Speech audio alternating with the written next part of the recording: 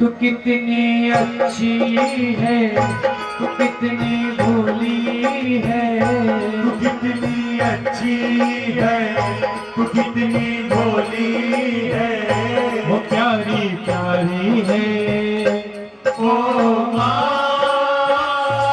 ओ माँ, हे माँ, ओ माँ, मेरी माँ।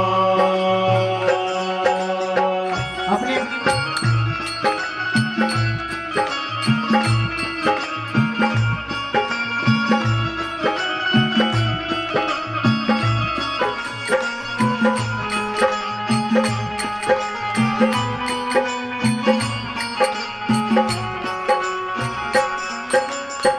माँ ममता की प्रीत निभाए, माँ ममता की प्रीत निभाए, माँ ममता की प्रीत निभाए, माँ ममता की प्रीत निभाए। आई जब भी भीड़ बच्चों पर दौड़ी दौड़ी आई, आए जब भी भीड़ बच्चों पर दौड़ी दौड़ी आए। कितनी सुंदर है हो, कितनी शीतल है हो, कितनी सुंदर है, कितनी शीतल है, वो प्यारी प्यारी है। ओ माँ, ओ माँ, ओ माँ, मेरी माँ।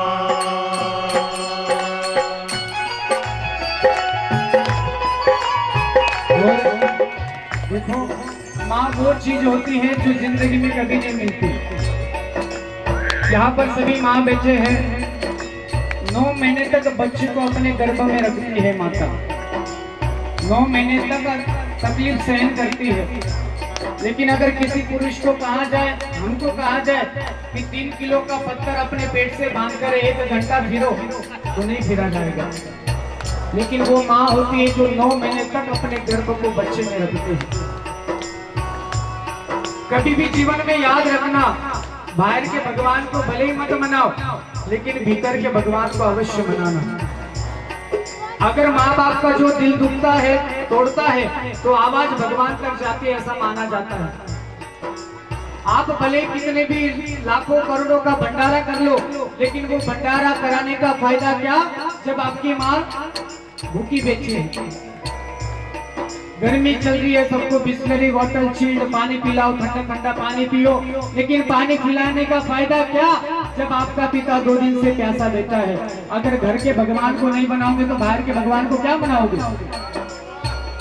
इसीलिए माँ 9 महीने तक बच्चे को अपने गर्भ में रखती है। बच्चा इस संसार में आता है, सब चड्डी में करता है, माँ खुद गीले में सोती है और बच्चे को सूखे में सुलाती है। और वही बच्चा आज बड़ा होकर अपने माँ की आंखों को गीला करता है।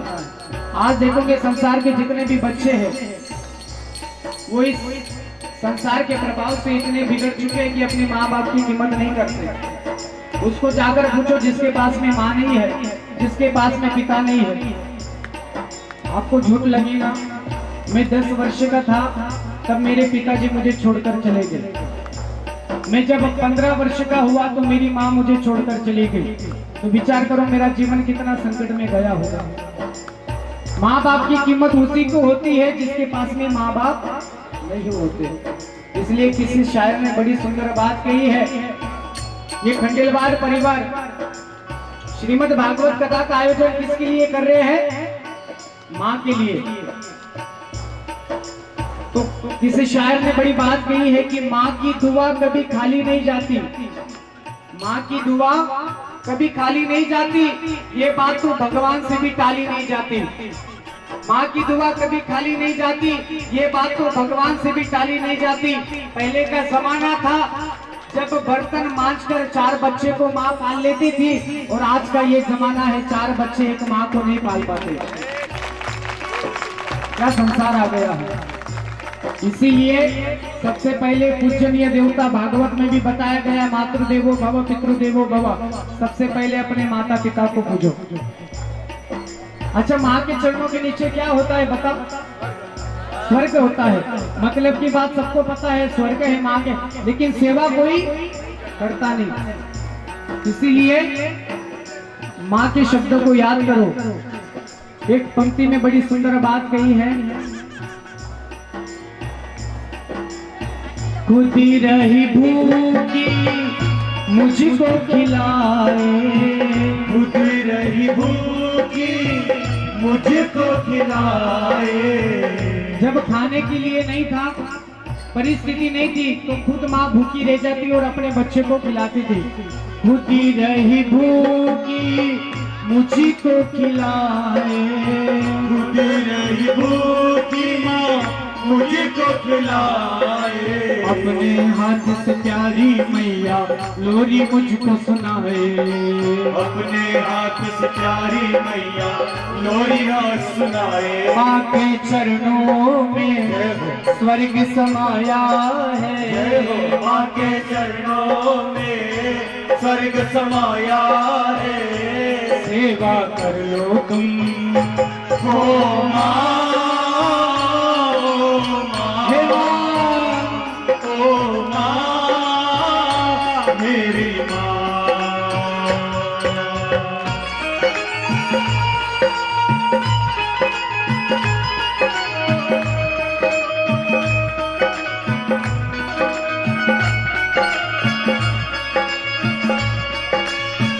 अपने अपनी माँ को याद करें।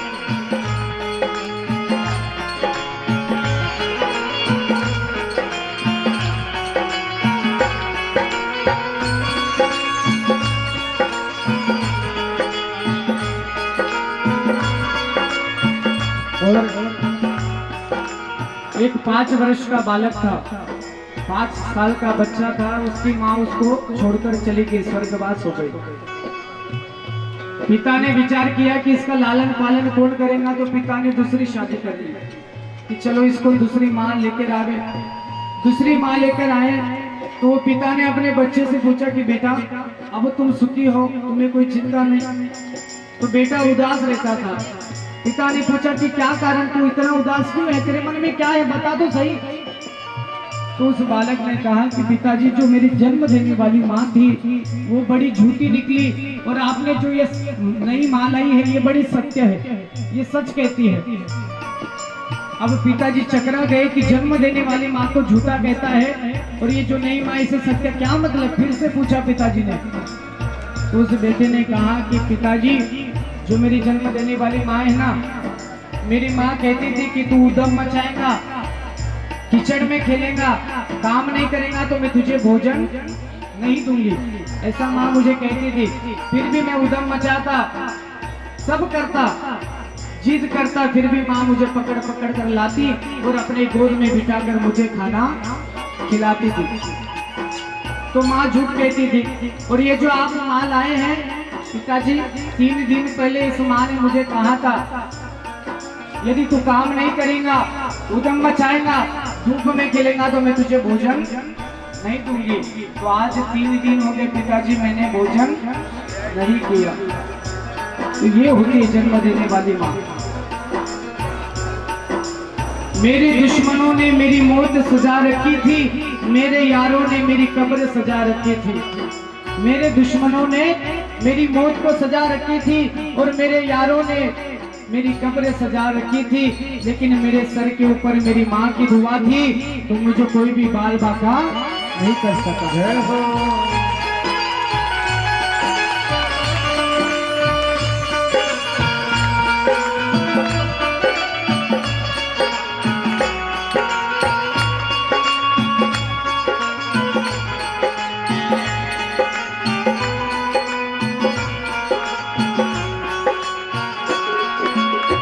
तेरे बिना माँ ये दुनिया सारी, तेरे बिना माँ ये दुनिया सारी, तेरे बिना माँ ये दुनिया सारी, तेरे बिना फिर भी भिखारी, तीनों जगत का स्वामी होकर लब्धि फिर भी दिखाई। वापस आ जाना ओ मेरी प्यारी माँ, वापस आ जाना मेरी प्यारी माँ, तुझको पुकारे दिल हो माँ, हे माँ। ओ माँ, मेरी माँ।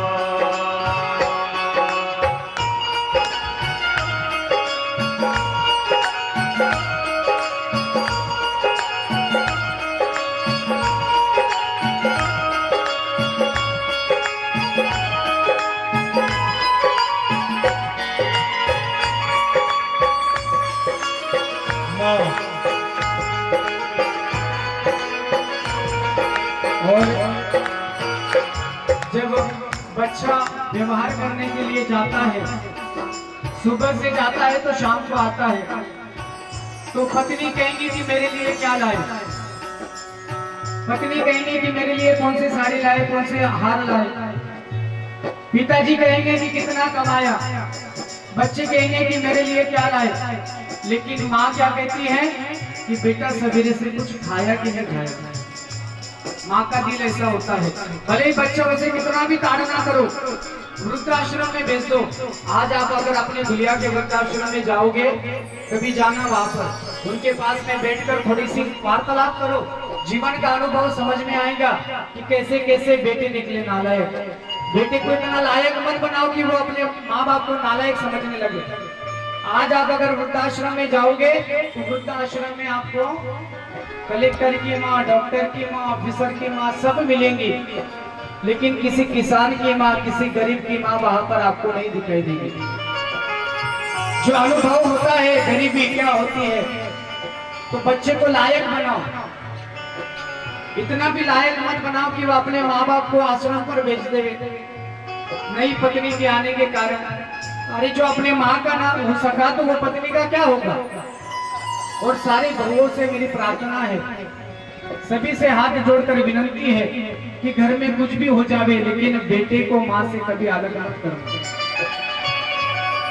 मैं बहुत संसार में देखा हूँ, आपको देखी है, भूलिया की बात है, एक बेटा अपने पिता से दूर हो रहा है।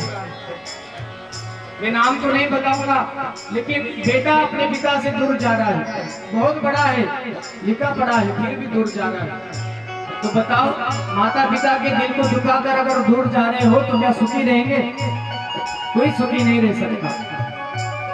इसीलिए ये सारी भागवत कथा, ये सारी आपकी पूजा, होम हवन, ये सब कुछ बाद में, सबसे पहले क्या है, अपने माता पिता की सेवा।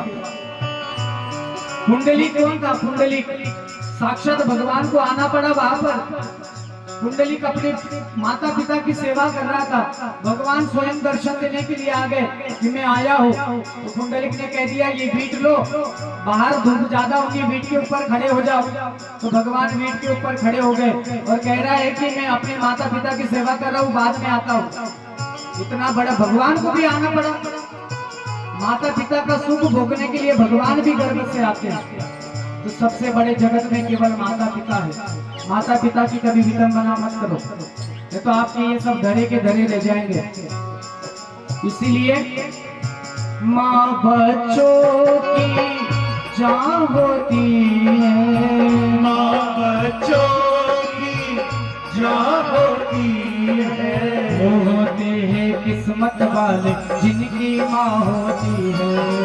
वो होते हैं किस्मत वाले जिसकी माँ होती है। सूरज चंदा है और ये तारे हैं, सूरज चंदा है और ये तारे हैं। कितनी प्यारी है हो माँ, हे माँ,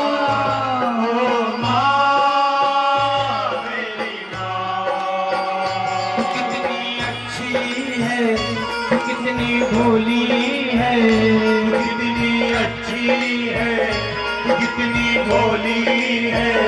वो प्यारी प्यारी है। हो माँ,